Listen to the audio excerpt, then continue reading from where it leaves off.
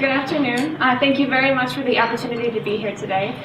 We are Triumph Capital Advisors, and we've spent time together determining both evaluation and analysis for Fastlane, as well as the best advice that we can give regarding your next steps moving forward in light of Autobahn's recent offer.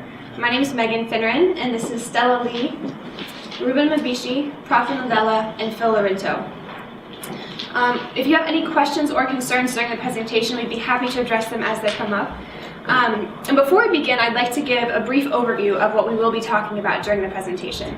So first and foremost, we believe that Autobahn's offer is beneath the fair value of Fastlane, and we think that you should reject the offer. Second, we recommend that you sell the European division with continued negotiations with Autobahn for a sum of $55 million. And my colleague, Praful Nadella, will continue to break down these numbers and give you a more detailed valuation. Thanks, Megan. Before we go into the details of valuation, I'd like to begin with what is the offer worth to you. Based on our analysis, we figured that as equity holders of this company, you'll only get paid $65 million if you take this offer. That is primarily because the offer does not include assumption of debt, which means that $95 million of the offer goes towards paying back your debt.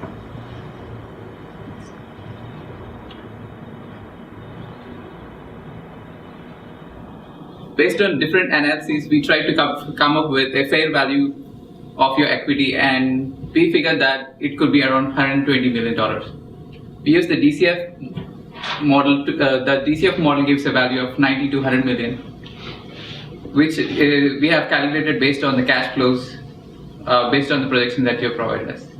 And going forward, we expect your company to grow at 2% beyond the projections. And the blue sky model, which is the most widely used,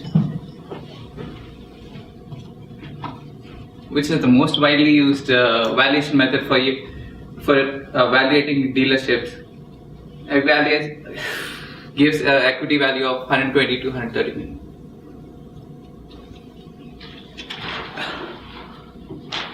And the third valuation, which is based on the comparables, gives a value of 100 million for your equity, because the publicly held comparable companies trade at an EBITDA multiple of 9.5. And finally, if you are to sell yourself to a private equity, you could only get 60 to 70 million because private equities require an IRR return of 30%, and they cannot get this return if they offer more equity. And if we compare your fair value to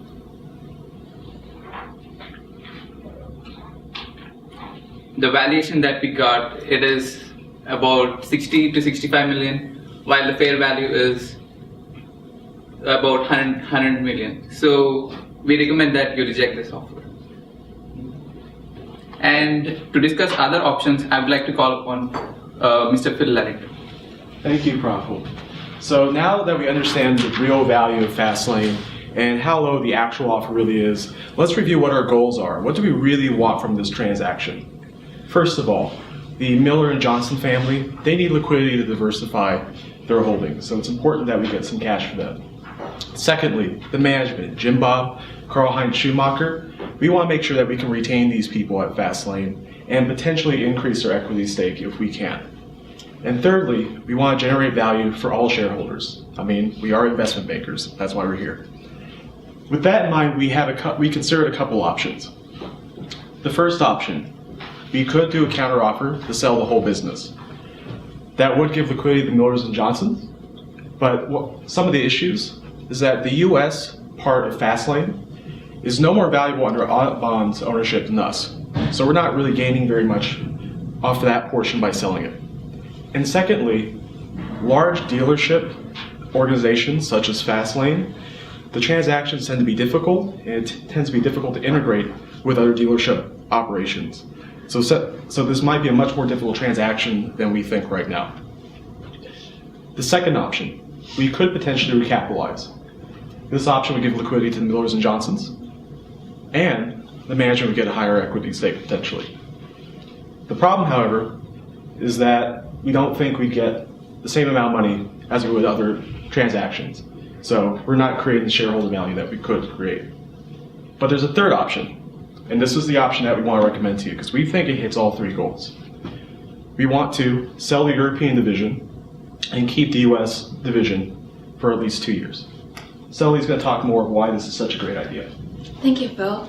Hi, my name is Stella, and I'm going to guide you through our first recommendation, which is keep the US division and sell the European division. First, let's see our US division. The economy is getting better now, and all the sellers in the mergers and acquisition market wanted to wait for 1 or 2 years to get a better offer.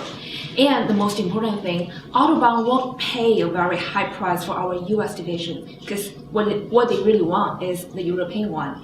So we highly recommended you to keep the US division, wait for 1 or 2 years to get a higher value. Then let's see our European division.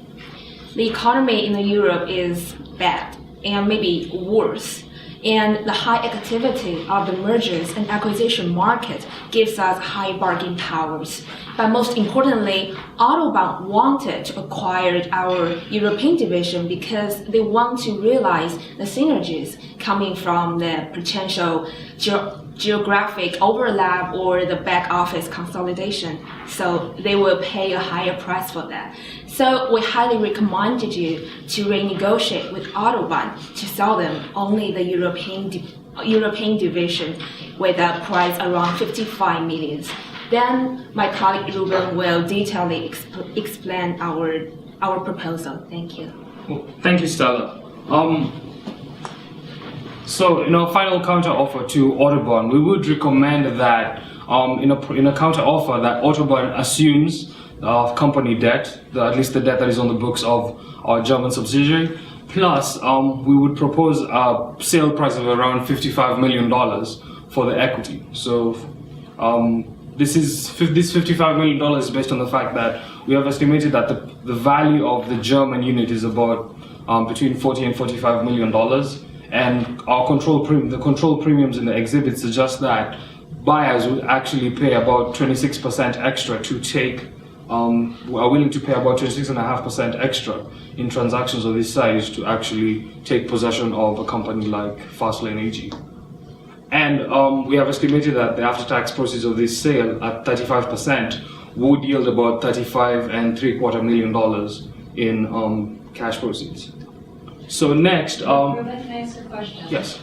When you put together this analysis on the European operation, did you look at any one-time, add-backs to EBITDA when you were, in addition to the synergies that the buyer would? Oh yes. There was some major non-recurring expenses, both on the US and the Europe. We added those. Made sure those were added to EBITDA. Plus, there was also some. If you look at the profit and loss, there was also a LIFO revaluation, but that only applied to the US. And so the Europe figures reflect an addition of the one-time adjustment of 400, plus the potential synergies to Fastlane, to potential synergies Fastlane AG would have for a company like Autobahn. So as we go back, we would recommend that the dividend would be shared 90-10 between management and the Millers and the Johnsons. And we believe that this would provide the Millers and the Johnsons the liquidity that they need so that they could diversify. And that this would also provide cash to management, who in seeking could also purchase more stake if they would like. Now, in closing, we'll find that the Millers and the Johnsons would end up with the same book value of equity that they had before, but they would end up with cash.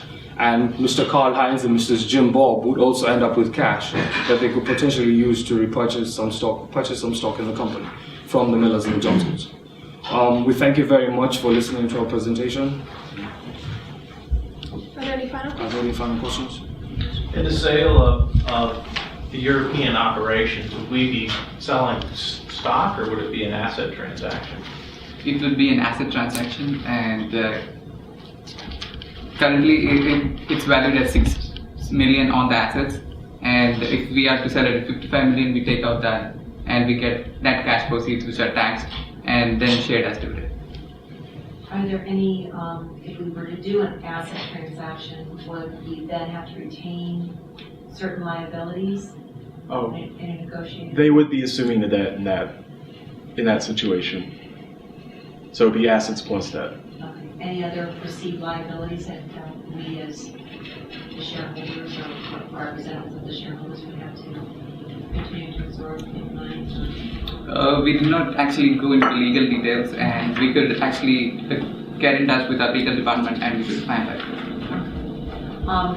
One other question I had was, is there anything that you can think of that we can do to monetize anything that we have in the U.S. here for the shareholders? You know, the real estate, for example.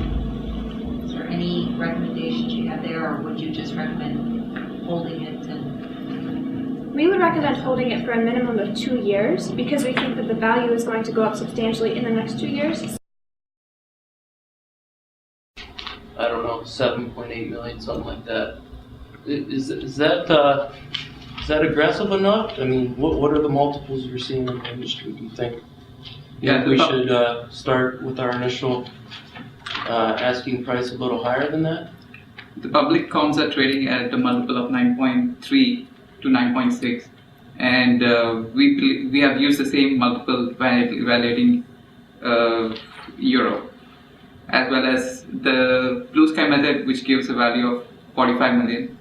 So we based our target price of 55 million by adding, taking this multiple and adding a 25% premium to that. We believe you could get more than asking price within Germany. At least more than the fair value of the books.